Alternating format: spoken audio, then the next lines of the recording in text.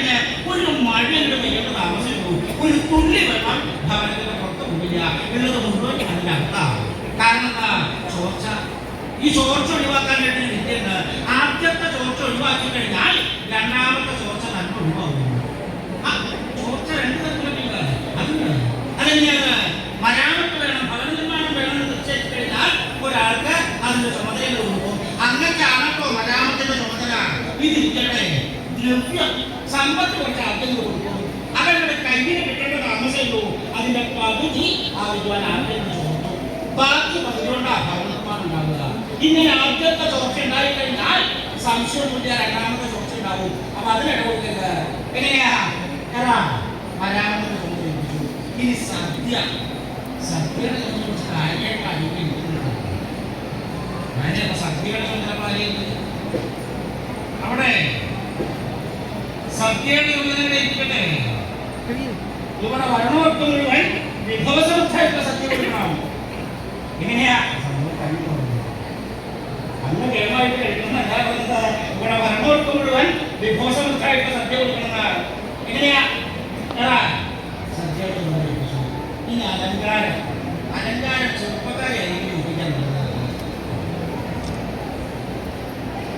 കാടി സമ്പ്രദായമൊക്കെ കൂടി കണ്ടിട്ട് അലങ്കാരത്തിൽ കുറച്ച് നിഷ്കർഷങ്ങൾ കൂടി അലങ്കാരത്തിന്റെ ചുമതല ഇരിക്കട്ടെ. അലങ്കരിച്ചാൽ മാത്രമല്ല ആളുകൾ കാണണമെന്നുണ്ടെങ്കിൽ ദൃശ്യപ്പെടുന്നതിന്റെ ഇടയിൽ വന്നിരുന്നാൽ ആരും കണ്ടുകൊണ്ടില്ല. എല്ലാവരും കണ്ടോണ്ട് മനസ്സിലാക്കി ആ വേഷം സമ്പ്രദായത്തിൽ കൂടി കണ്ടിട്ട് ആളുകൾ കാണണമെന്ന് എന്തായാലും അലങ്കാരത്തിന്റെ നിഷ്കർഷങ്ങൾ കൊടുക്കാം. ഈ രാജധാനി രാജവീതിയൊക്കെ അധികമായിട്ട് അലങ്കരിക്കണം. എങ്ങനെയാണ്? ഇതിനൊരു കാര്യമുണ്ട്. രാജവീതിയുടെ കാര്യം പറഞ്ഞപ്പോൾ ആലോചിച്ചാൽ വഴി അലങ്കരിച്ചാൽ മാത്രം പോരാ, ഒന്ന് നേരെ കൂടി വേണം. അതെന്താണ്? നമ്മുടെ വഴിയുടെ അവസ്ഥയെന്ന് അറിയാമല്ലോ. വഴി ഏതാ കുടി ഏതാണെന്നറിയാത്ത അവസ്ഥയാണ്. വാഹനത്തിൽ കയറി യാത്രകൾ തുടങ്ങിക്കഴിഞ്ഞാൽ അധിക സമയവും ആകാശഗമനാണ് ഉണ്ടാവുക. അതെങ്ങനെയാണോ? ആകാശഗമനം പറഞ്ഞു കഴിഞ്ഞാൽ വായു കൂടെ പോകണമെന്നല്ലേ? ഭൂമി കൂടെ വീതി കൂടെ പോകുമ്പോ എങ്ങനെ ആകാശഗമനം ഉണ്ടാവുക? അത് തരാവും. ഈ വഴി കൂടെ യാത്ര ചെയ്തുകൊണ്ട് പറഞ്ഞ് നടന്ന കാര്യമില്ല. വാഹനത്തിൽ കയറിയിട്ട് യാത്രകൾ തുടങ്ങിക്കഴിഞ്ഞാൽ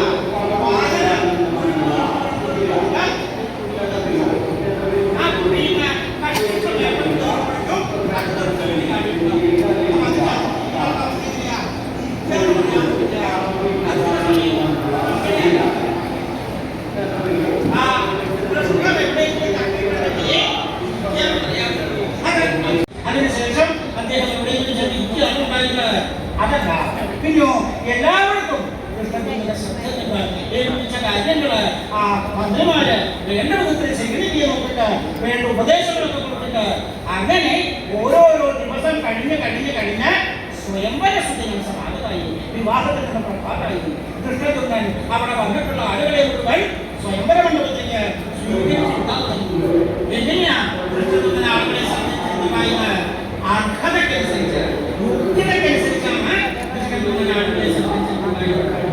അതിനാൽ അർഹതയ്ക്കനുസരിച്ച് ശ്രദ്ധിച്ചിട്ടാൽ സാധാരണ വിവാഹങ്ങൾക്കൊക്കെ പോയി കഴിഞ്ഞാൽ എവിടെ സ്ഥലം കിട്ടിയാൽ അവിടെ ഇരിക്കാം. ഇപ്പോഴാണെങ്കിൽ ഇരിക്കേണ്ട കാര്യത്തിൽ ഇങ്ങനെ പറയുന്നത് ചെലുത്തേണ്ട സമയമല്ല ചെലുത്താണെങ്കിൽ ചെലുത്താൻ വിവാഹത്തിലൊക്കെ പോയി കഴിഞ്ഞാൽ ഇരിക്കണമെന്ന് പറ്റില്ല. മാത്രമല്ല ചെലുത്തണെങ്കിലും ഇരിക്കേണ്ട കാര്യമില്ല. നിന്നിട്ടാണ് പ്രയോഗം നടക്കുന്നത്. നിന്നിട്ടാണ് പ്രയോഗം ഉണ്ടെങ്കിൽ കേമത്തെ കൂടുന്നതാണ് വേണ്ടത്. ഇനി അഥവാ വിവാഹത്തിൽ പോയി കഴിഞ്ഞാൽ സാധാരണ വിവാഹം കാണണമെന്നിരിച്ച് മുമ്പേ മാന്യസ്ഥാനത്ത് അവിടെ ചെന്നിരിക്കും. ചെന്നിരിക്കലേ ഉണ്ടാവുള്ളൂ. വിവാഹം കാണാൻ തലയിക്കൊള്ളുന്നില്ല. അതെന്താണ്? മുമ്പില് നിരത്തെ മുട്ടിക്കാവും മനസ്സിലാക്കുന്നത്.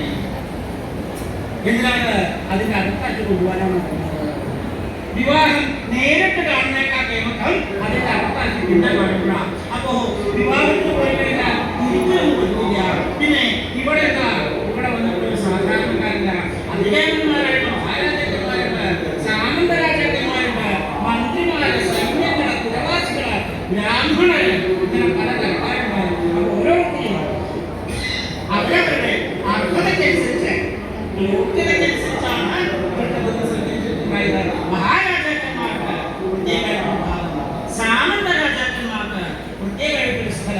സൈന്യങ്ങൾക്ക് വേറൊരു ഭാഗം, പുരവാസികൾക്ക് പ്രത്യേകമായിട്ട് സ്ഥലം, ബ്രാഹ്മണർക്ക് ആവളപ്പുരയ്ക്കൊക്കെ അവർക്ക് പ്രത്യേകമായിട്ട് സ്ഥലം.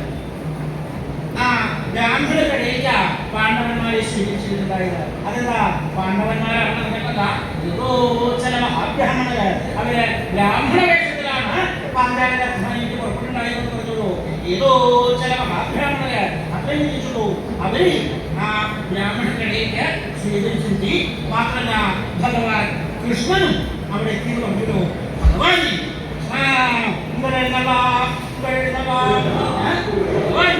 ആ വന്യസ്ഥാനത്ത് അവിടെ സ്വീകരിച്ചെത്തി. അങ്ങനെ അവിടെ വന്നിട്ടുള്ള ആളുകളെ മുഴുവൻ അകലക്കനുസരിച്ച് വിദ്യതക്കനുസരിച്ച് ആ മഹാമുഖത്തിലേക്ക് സ്വീകരിച്ചെത്തി. ഭഗവാൻ കൃഷ്ണൻ ആ പാഞ്ചാലരാജധാനിലെത്തി. അദ്ദേഹം വന്നു തന്നെ പാണ്ഡവന്മാരുടെ ശിശുവർദ്ധിപ്പിക്കുക, പാണ്ഡവരുടെ സ്വയംവര മഹോത്സവത്തിനെ മാനിക്കുക, ഇതിനൊക്കെ വേണ്ടിയിട്ടാണ് ഭഗവാൻ അവിടെ എത്തിയത് കൊണ്ടുള്ളൂ. അങ്ങനെ ആ ഭഗവാൻ കൃഷ്ണൻ ആ മഹാരാജാവിന്റെ ക്ഷണപ്രകാരം പാഞ്ചാല രാജധാനിയിൽ പ്രാപിച്ച് ആ പാഞ്ചാലിയുടെ സ്വയംവര മഹോത്സവത്തിനെ മാനിക്കാനായി അവിടെ വന്ന് പാണ്ഡവന്മാരുടെ യശസ് വർദ്ധിപ്പിക്കാനായി ആ പാഞ്ചാല രാജധാനിയിൽ പ്രാപിച്ച് ആ പാഞ്ചാലി സ്വയംവരത്തിന്റെ മുഹൂർത്തത്തെ പ്രതീക്ഷിച്ച് അവിടെ നിത്യമായിട്ട്. അങ്ങനെ യാതൊരു ഭഗവാൻ സ്വാമി ശ്രീകൃഷ്ണനോ തന്റെ പരമഭക്തയായിട്ടുള്ള പാഞ്ചാലിയെ ഇഷ്ടനായിട്ടുള്ള അർജുനൻ പാണിഗ്രഹണം ചെയ്യുന്ന ശുഭമുഹൂർത്തത്തെയും പ്രതീക്ഷിച്ച് ഭക്തന്മാരെ അനുഗ്രഹിച്ച് അയവിടവർത്തിക്കുകയും ചെയ്തു.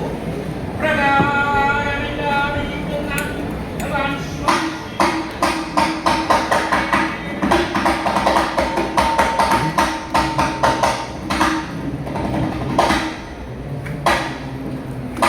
Thank you.